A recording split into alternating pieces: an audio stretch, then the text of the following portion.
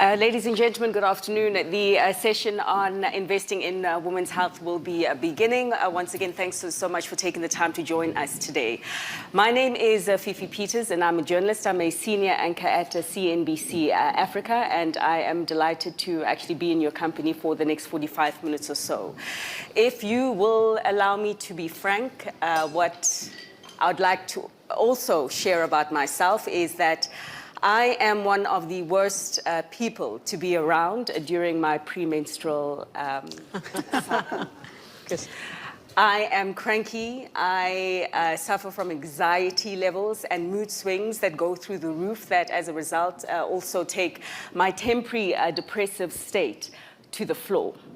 Now, all my life, I thought that this, of course, was part of a premenstrual syndrome, PMS, or Eve's curse, as it's also known, but I have come to learn that that is not necessarily the case.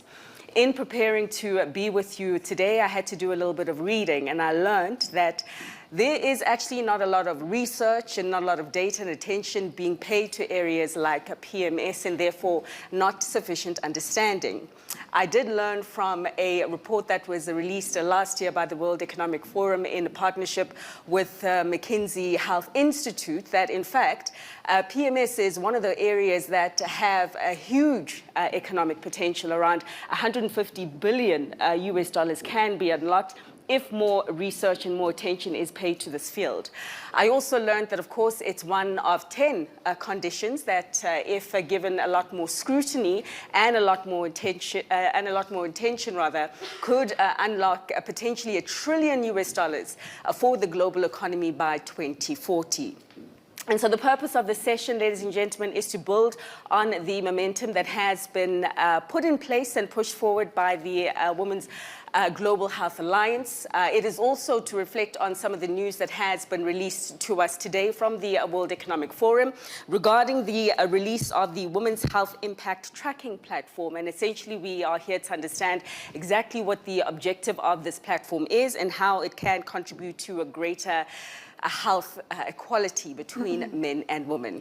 So without wasting any more time, allow me to introduce the speakers to you, who I am told are friends and no strangers amongst each other, and perhaps no strangers amongst many of you in the room. But for those of you who, like me, are meeting them today for the very first time, let's introduce them.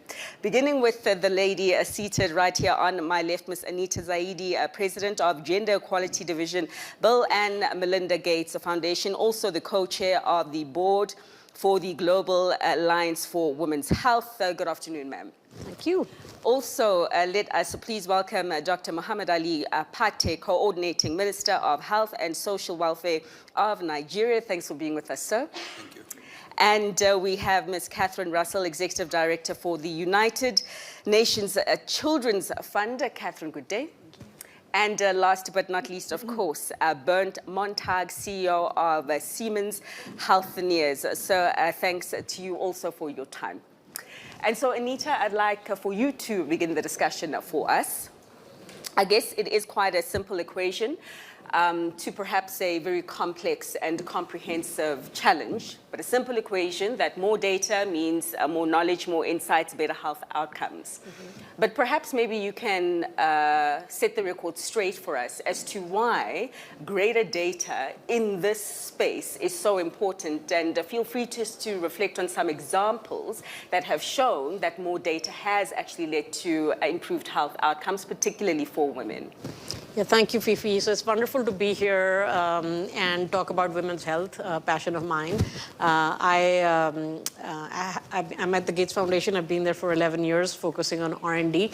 But for the last 4 years, I've had the pleasure of leading the Gender Equality Division, which has a very big focus on women's health and women's health R&D. And so one of the first things that I noticed when I took on this new portfolio of work is that the lack of data. Lack of gender data that informs why we should be caring about women's health, what the gender gap is, both from a impact perspective and a disease burden perspective, but also like clinical trials, R&D, animal research work. So just a whole spectrum of missing data that therefore is leading to consequences such as lack of investment in women's health R&D and lack of investment in health systems that serve women. And so we started thinking about like, how do you address this data gap? And one of the first things that we did was actually invest more in an institute that's called Institute for Health Metrics and Evaluation, or IHME. Many people might have heard. They work on global burden of disease. And we said, well, are you sure that you have the best data available for women's health and maternal health? And they said no. And they started then have been systematically looking at all of the conditions that are potentially high burden or potentially high risk for burden, and are correcting all of theirs. So the new GBD 2023 will just be out, and it's way different than what has previously been done because it will have much more focus on gender disaggregated data and focusing on disorders that women suffer from predominantly. The other two investments that are really have been very inspirational in the outcome already. One is the Global Alliance for Women's Health, which WEF is sponsoring. And they are just today launched the Health Impact Tracker. So this is the, now you'll be able to tell for a certain number of diseases that are very high burden, what progress is being made year to year. So it's an accountability tool. And the other one is something that we had the privilege of partnering with US NIH a couple of years ago, called the Innovation Equity Forum, which looked across, so this was a grassroots effort by all sort of different sectors that might have an interest in women's health: public sector, private sector, industry, biotech, venture funders, patients, civil society organizations, all came together to develop a opportunity map for women's health research based on what the gaps were. And they put this out, and that's become viral. It's being used all over the world, and it is also fed into the work that the Global Alliance for Women's Health is doing. So these are ways in which we are trying to address the gender gap, and now we have much more data available than we had like 2 or 3 years ago. So perhaps it might be a bit remiss of us to not reflect on maybe changes or progress that have been made. And I think particularly since the release of last year's report, the Closing the Women Gap report, that placed a figure, a value on the size of the opportunity here. It's a lucrative one. I'm no business owner or business person, but $1 trillion is certainly something that is a best case commercial case. Anita, to stick with you, ma'am, what kind of progress have you made in terms of interest, increased business activity, increased attention being paid to the space as a result of the commercial case being laid out on the table? Yeah, so it's interesting that you asked that. So yeah, so the report that came out showed that if you invested in women's health, for every dollar that you invest, there's a $3 return, and that this is actually $1 trillion opportunity by 2040 if you invest in women's health. And we focused on the broad spectrum of diseases, but this year there is a new what I would call a sub-report out, which is the blueprint that focuses on 9 diseases that actually are very amenable to addressing right now, such as cervical cancer, breast cancer, hypertensive disorders of pregnancy, postpartum hemorrhage, premenstrual syndrome is in there, migraines, endometriosis. So these are, there's commercial opportunity here, but there's also huge impact opportunity for saving lives and improving lives.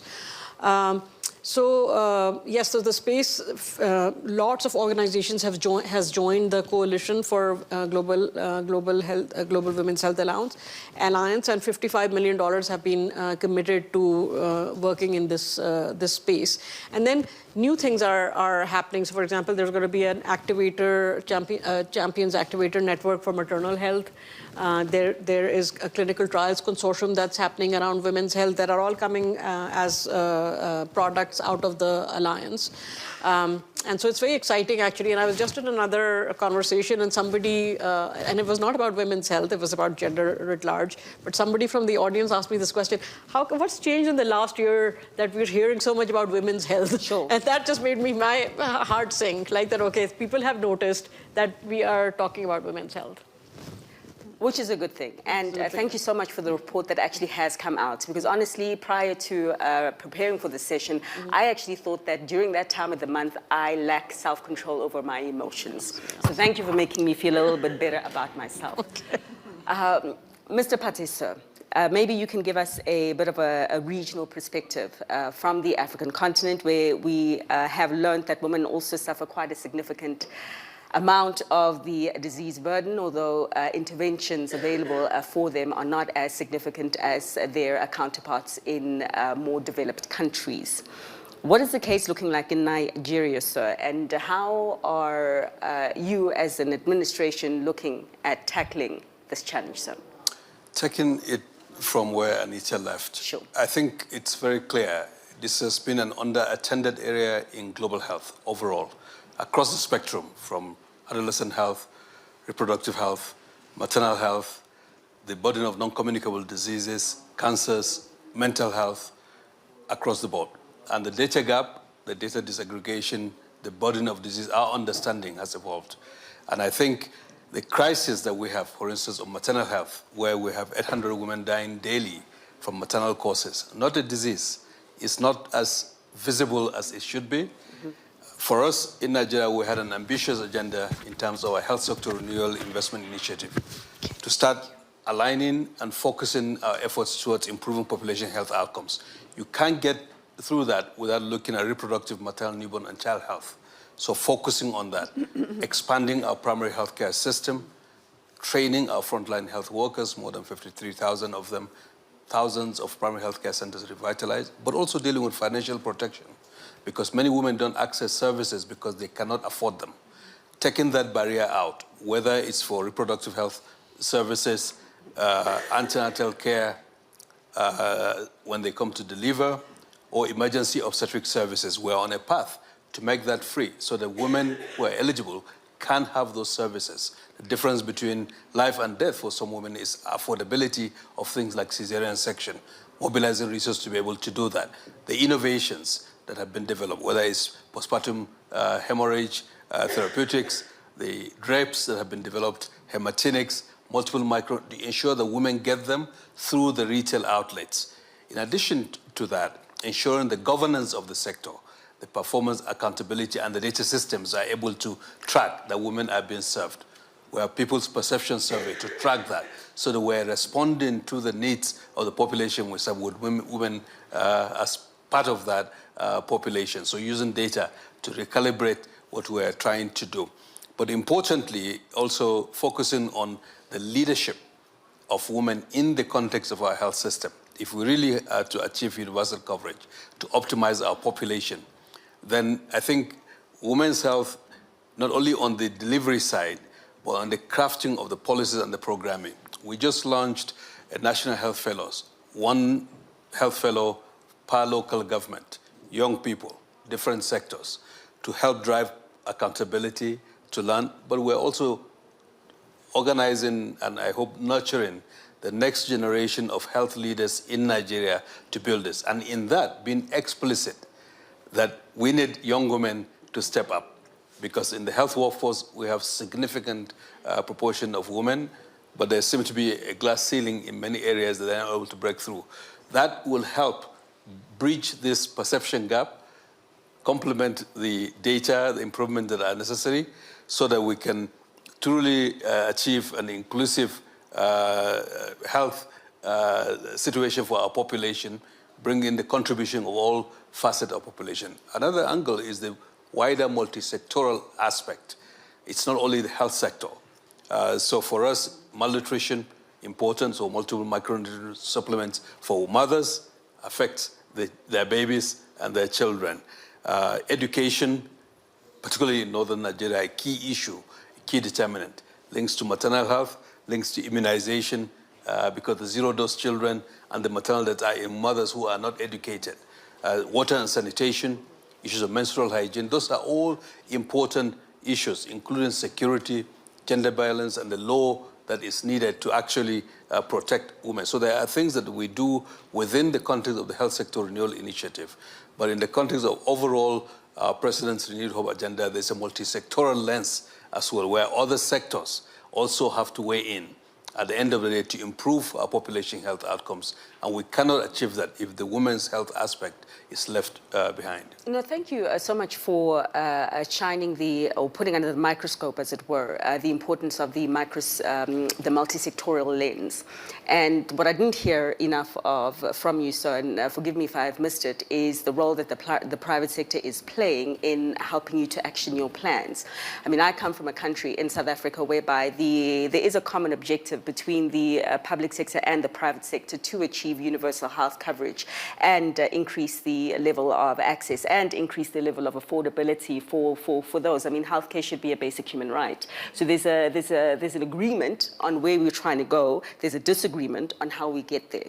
So maybe perhaps if you can just let us know how your private sector is working with you in trying to achieve the goals that you have stated out, sir. The private sector provides roughly half of health services in our country. We have a mixed health system. That is the firms that deliver services.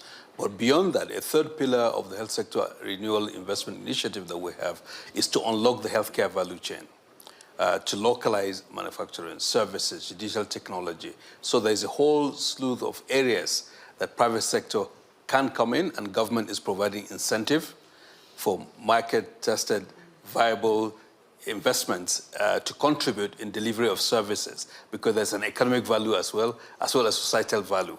And we are being successful in raising significant resources to localize manufacturing, and we're looking to do more, including for reproductive health commodities that can be manufactured locally in our country. That will give jobs to multiple of young men, young women in our country. So we have a view that the future of Nigeria's health sector is mixed. And there is a role for the private sector and private capital and innovation, but there's a role for public financing to guarantee access for everyone, and investments in primary healthcare in those arenas, and learning from the innovation in the private sector as well, so that we can stretch the public financing to go even further. Okay. Coming back to you in a short while, but Catherine, maybe to get your perspective here, because coming into these meetings, we do know that there's a lot of priorities that our governments as well as the private sector are looking at right now and trying to navigate through. The geopolitics, the fragility of the economic recovery in some parts of the world. We also have issues related to climate that is also, it may be affecting some parts of the world a lot more than others, but we're all feeling the brunt of some of the risks around climate. And then on top of that, it's putting in and putting greater focus to some of the ailments that are important and are impacting half of the world's population. Equally as important, but how do you balance these competing risks and priorities, as it were? You have a bit of experience in this space from your portfolio at UNICEF. So maybe you can just talk to us about what the playbook looks like in trying to achieve a better balance here. Well, it's interesting because in some ways this issue of women's health is so simple, right? Should women's health care be prioritized? Yes, and for all the reasons. I mean, Anita knows this and has explained it with the data. We know that in some ways it's simple, but the execution is really complex. And I think that, Minister Pate is doing such a great job at this. And I would say that UNICEF works in every country virtually in the world, and so we have a lot of experience dealing with different circumstances. The key is you do need to bring everybody together working towards the same objective. We know the objective here. The objective is to improve women's health. How you get there is complicated and challenging, and it requires government leadership. I really think that is the most important thing. In governments where this is a priority and they're committed to it, everyone starts to march in the same direction, which is incredibly helpful. It gives the opportunity for the private sector to come in, for the international organizations to be working in coordination with others, for the NGOs and the large organizations like Gates to come in. Everyone can move in the same direction.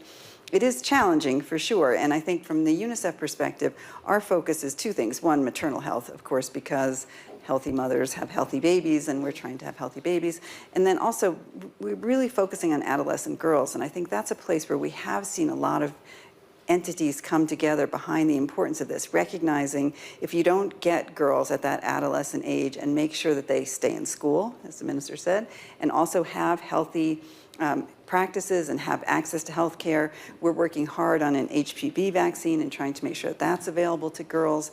If you don't do those at the adolescent age, you tend to lose those girls, and it is very hard to catch up. And then they become younger mothers, they have children, they're not healthy, their children are less likely to be healthy. So all of these things are related to each other, and it requires a multi-sectoral approach to really bring in everyone and be clear about what their role is and where they can fit in. In terms of the leadership, though, just based on what you have seen in the many territories and geographies that you have observed in the space of women's health, how would you rate it in terms of the quality of leadership that you are seeing right now, and perhaps where are the areas that you are seeing for improvement? Well, I'd say a couple things. One is just, in my previous life, I did a lot of work on gender equality. Gender equality is an issue here, right? Women are not always treated equally in societies, and so their health care is not prioritized in the same way.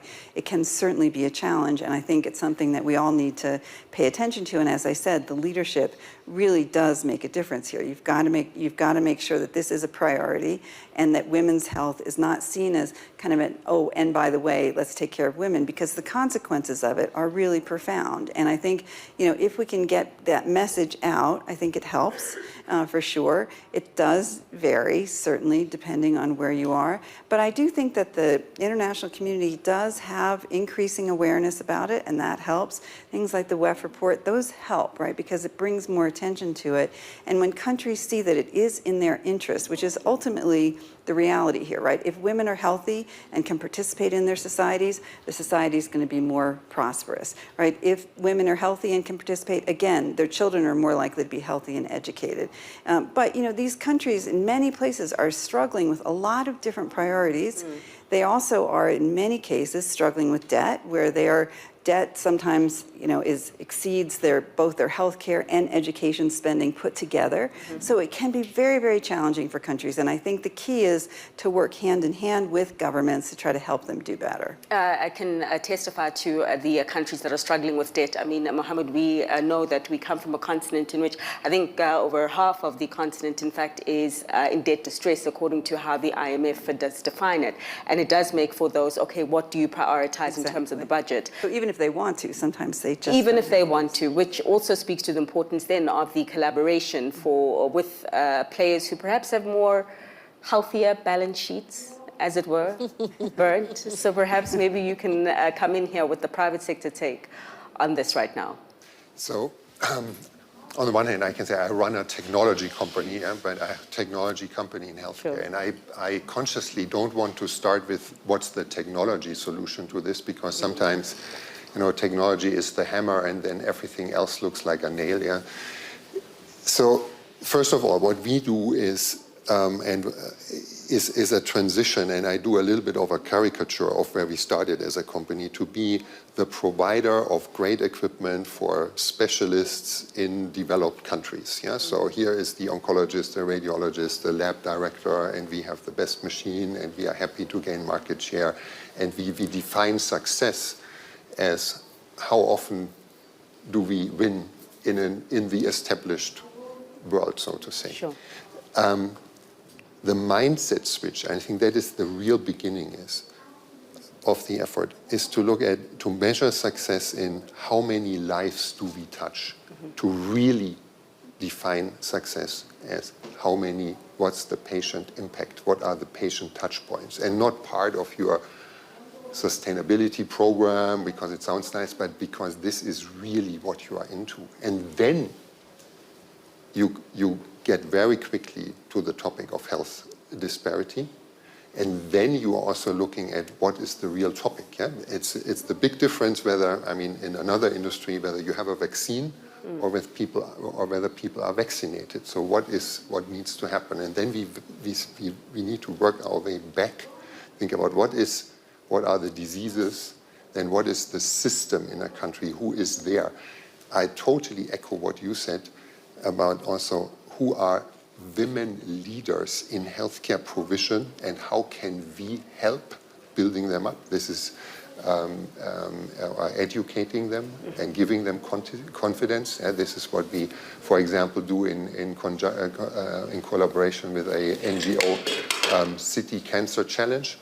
But then also we need to challenge who we are, in our leadership, and we have our own program of now we have at least 30% female leaders in senior management. It's not 50, but it's much better than before, and on the top of the company it's 50-50. So I think that all is connected, and I think this is one super important aspect. How do you change the mindset to impact, and then you look at what are the diseases, and then you get to, okay, for example, there's cervical cancer, there's breast cancer, and 80% of the deaths in the world of cervical cancer or breast cancer are happening in the LMICs. What can you do about it? And how can you build capacity? How can you train your technologies better, but how can you make them more affordable?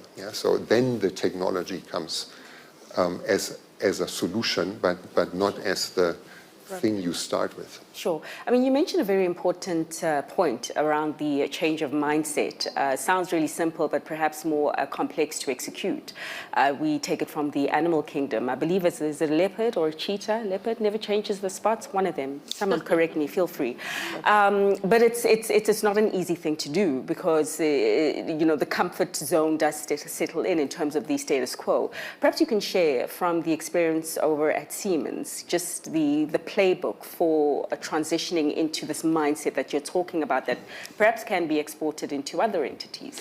See, I mean, one is, and I don't want to be too lofty, but I think, how do you express who you are? Sure. Do you say we want to be leaders in technology, or do you want to say we want to have an impact for everyone, everywhere? And what is the tone from the top? So I think that makes one big difference. And then we have done a lot in also establishing collaborations with the NGOs. We are working very well together with UNICEF, and we are learning a lot. I mean, we acknowledge that we learn. We have to learn a lot. I mentioned City Cancer Challenge. We are working with the Global Fund and so on. So to really understand what does it mean to be in a low resource environment, and what can we do. And then the next step is that we have to get over that hidden assumption that we come into play once the ecosystem is set up. When you have figured out education and reimbursement, and when there is a nice hospital, then we come with our shiny product catalog. That doesn't work. We need to engage in creating this, I mean, the term is overrated or overused ecosystem, but we have to take an active role. We have to form these partnerships. And that is also a topic one needs to actively promote in a company. Okay, which we will. But I think it would be remiss of us to not talk about your shiny products that you do bring to hospitals and various entities. I mean, the theme of the meetings this year is looking at that collaboration in this intelligent era. So let's just talk about how much smarter these shiny products of yours are becoming, and your industry, just to set jokes aside, your industry in perhaps helping to solve some of the ailments, particularly that relate to women here, because I do know, and I know that many of you are going to touch on it, in terms of the kind of activity that we are seeing in the tech space. The likes of femtech and all of that are getting a lot more attention, perhaps not as much as could be the case, but there is that attention, as you did allude to, as well. So just talk to us in your view as a technology provider, sir. So on the one hand, it is very important that when you look at technologies which are serving or helping to diagnose or cure women-specific diseases, with breast cancer or cervical cancer as prominent examples. So how do you find technology which you can deploy in a low resource setting? How can you use AI to make, because sometimes putting the equipment is easier than having the specialist. Sure. So how do you use this? How do you use AI digitalization in order to deploy the technologies? And then I think the aspect of the bias, which is maybe in the heads of some trained physicians, you can overcome with better trained AI. I mean, by taking out the gender bias when it comes to other diseases and train your algorithm in the right way. When we do assay testing in lab medicine, we are not looking at humans, but we separate between what is the reference value in men and women and so on. So really deploy these new opportunities in technology development to be gender specific in the development. And I'm wondering if each of you do have a view on technology and to what degree it can help solve for the gap that we're trying to close here. Anita, I asked, Bernd made a reference of the biases that perhaps the likes of AI can attempt to overcome or may overcome. And I'm wondering if it will help offset some of the biases that are set from when a lot of these medical professionals go to school. It was fascinating to learn that a lot of the study actually gets done with a male body as being the case example as opposed to the female. So do you think that AI and some of the inventions in the tech space can help offset those biases, or do you think that there is still a greater urgency that's required to get the curriculum future fit? Yes, Fifi, so that's a real issue, bias in AI technology. And so we have to be very intentional about looking at this. And there is an opportunity now when everything is so new and we're building for the future, that in LMICs, we very intentionally make sure that the right data is there for the bias to not be there. And I think to a large extent with these agents that are being developed right now for, let's say, diagnostics, people are looking at this, making sure that there's enough women's voices. The large language models that are being used to develop the generative AI are, and Gates Foundation is part of this effort, making sure that women's voices and women's conditions are represented in these things. One of the use cases that we've been very excited about from the foundation that is using AI is in diagnostics and is obstetric ultrasound, which we're calling fetal wellness monitor. So you actually don't have an image, you're beyond the image now. And big low-level health workers will have the power of the technology in their hand to be diagnosing many conditions in men and in women. Obstetrics, cancer, fibroids, things that right now don't get, gallstones that don't get diagnosed right now, will become primary healthcare diagnostics in the future, right? So I'm actually personally very excited about the potential for AI and potential for AI to be good for in fact, I think the biggest benefit that we'll see of AI in LMICs will be in the health space. I'll also talk about a little bit, because I might not get a chance later on as we're running out of time, is the power of collaboration and coalitions, right? And so women's health is one of those areas when we, from the Gates Foundation, started looking at it, where a lot of good people were in the space, but they were not being connected. Right, so people like Montag from Siemens, many other industry partners, venture funds, biotechs who do want to benefit the field, and academics who are like all working in silos. So bringing them together with government leaders, committed government leaders like Dr. Pate, in a coalition format has just been enormously transformative for the field. And I will always remember this, two women from Africa, from Kenya actually, who came up to me, who were midwives, right? And in this innovation equity forum that we had held in Washington, D.C., saying that they had just never been part of this conversation where they were being seen as part of a solution, right? Their opinion was being asked, what is it that women's health needs? What are the R&D needs? And similarly, patients, right? In this, we're including patients in these conversations, people who are themselves suffering and have an idea on what is it that they need for the solution space, which you mentioned, right? Sure. Yeah. So I think those are, that's something that I'm seeing very much, like we're all building this together, that we all are coming together in these coalitions and collaboratives to accelerate progress for women's health. Catherine, I couldn't help but notice you jotting down some notes, and I wanted to know if you can't, if you care to share what notes you were taking. I was writing down what Anita says. Okay. She clearly struck a tone or a note within yourself in terms of what she did say. Perhaps any contributions that you have in that regard. When we're talking about the intelligent era and the technology, but Anita did also take us down the path of collaboration, and perhaps you've got any additions there. Yeah, I mean, collaboration obviously is key to us, but I would say on the technology side, we're very excited about the potential of AI to help us in reaching the millions of children that we're not reaching right now with healthcare and with education.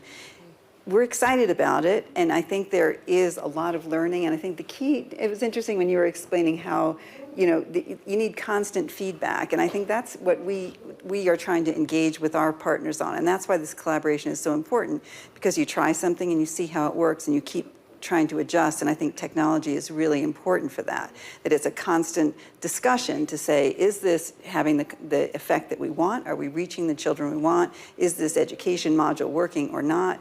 I would say the other piece of this, though, is that just a little cautionary note, which is that we also worry a lot about the impact of technology on children. And children are very vulnerable, to sort of abuse online, to sexual abuse online.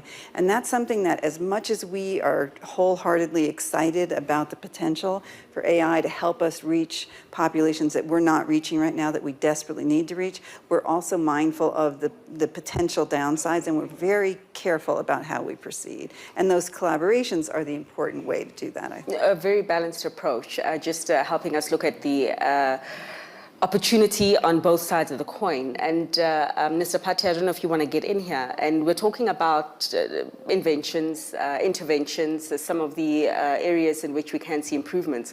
Of course, when we talk about health, we're not only talking about or we are also talking about elements such as vaccinations when it does come to health for certain things. And I say this specifically just given the fact that you know better than I that in terms of the African continent, we import practically every single thing that we use to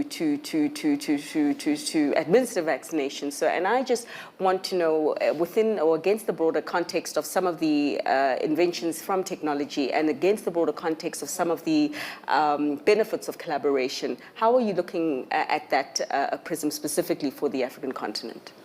I think I'll answer your question, again, going back to Anita's, being centered on the person, and trying to listen to what the person, for some of us, for the men involved in issues of women's health, you have a limit. You sometimes feel like you're an imposter because parts of it that you haven't had the experience directly. In the context of Nigeria, for instance. Some of them you don't want the experience. Well, I think that's true to say, but when we did a focus group with women in northeastern Nigeria and asked a simple question, you go for antenatal care, but you don't go for delivery. To understand what is, we got really important insights, some of which is just lack of awareness and the assumption that you go to the primary health care center for ANC and not to come for delivery, so you go to someone else to deliver. So I think Anita's point is very important. Whatever technology, whether it's vaccines, whether it's SRH, commodities, whether it's for non-communicable diseases. I think keeping that reference point of the person, the woman, and listening to her needs and use that to deploy the intervention is going to serve everyone well to achieve the impact, but also to address the needs of the person with their own consent. And when I say that some of them you don't want to experience them, I won't disclose for the sake of anonymity, but there's a particular female that I'm very close to, and I can tell you that in these very snowy conditions, particularly for us as Africans, in the morning after getting prepared, she's sweating buckets.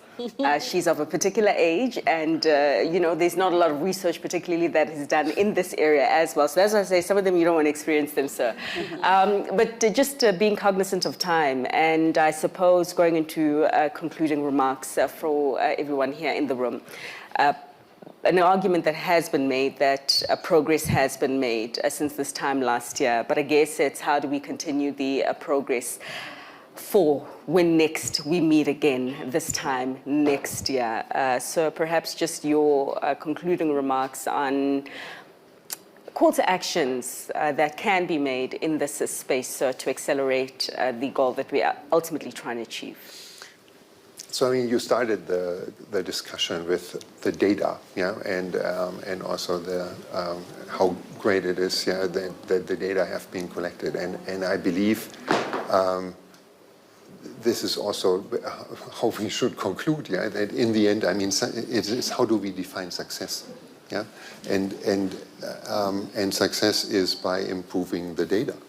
Yeah, and I think the more we are aligned on this, yeah, and not only on some sub-steps like, I mentioned the topic of how many units sold versus how much impact generated, and not how many pilot projects implemented, but how many lives saved or how many breast cancers found earlier. I think this is really the topic, and I say this especially because, I mean, we are now in a world where maybe people are, nations tend to be very much about their own nation. Yeah? And when it comes to companies and NGOs, we are working horizontally in a way. Yeah?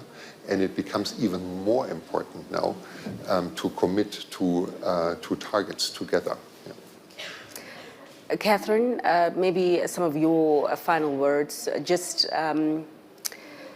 as you reflect again on what has been done, as we are in agreement that collaboration is what is needed, but just reflecting on the different sectors and the different competing priorities, how we can strengthen them in this environment. Well, I think the message I would like to leave people with is we have 600 million adolescent girls in the world right now, and these girls are sort of magical if you get to see them. They still think that there's some potential for them in the world, and too often that is crushed. But if we can really protect these girls through decent health care, through education, the consequences and the benefits to their societies is massive, right? And it is really something that I would really plead with people to keep in mind, because often these girls do get left behind. They drop out of school. The minister knows this better than anybody, that these girls are very vulnerable, and if we don't take care of them, we can lose them. But if we do take care of them, and if we all come together, if we bring the data and the leadership and the technology and the innovation together and really think about how to make their lives better, they will be stronger, healthier women, their children will be healthier, their societies will be healthier, and the consequences of that are great for everyone. So I would just say, don't forget these girls, please. Wonderfully put. Thank you, ma'am. Mr. Pate? Yes, there has been progress, but it's not enough, not nearly enough, I would say. And to go forward, better data to guide, to understand better, knowledge to be shared as to what works, what isn't working, and how to improve, the capacity or capability to take action at different levels in countries. And the voices of advocates, I think, needs to be continued. I think technology, innovation, AI, but in a way that also serves the interest of those who are intending to serve. And I will say financing to take those actions to improve access, to deal with financial protection, whether it's health or whether in the other sectors that are relevant, whether it's adolescent health, sexual reproductive health, to ensure that we continue to build on this initial progress. But it's not nearly enough, I would say. Thank you. Certainly. Anita, last but not least, and I know that we just touched on the Women's Health Impact Tracking Platform. We didn't go deep into it. Feel free, perhaps, as you do conclude, as to what you would like to see this time next year when we meet. Yeah, so first of all, I really appreciate the comments that the other panelists have made on like what's important, what we need to do. And I think holding ourselves accountable to a lot of the things that have been mentioned is really important. That is the success of this coalition. So I was very happy to see, because I was pushing on this, like I'm the board co-chair for the Global Women's Health Alliance, that how are we going to measure success? And so they have come up with this impact tracker that they launched this morning that will measure progress. And if we don't succeed, all of you will know. Yeah. So we have to succeed, is how I would put it. No, fantastic, and a fantastic tool, certainly to hold yourselves and all who are in the industry accountable. Ladies and gentlemen, thanks once again to all of you for your time and for your active participation as audience members. I hope that you were able to tell by our jovial mood that it's not the time of the month, but nonetheless, it has been wonderful to be here with you. Thank you, and the same to our online audience. Thank you. Thank you.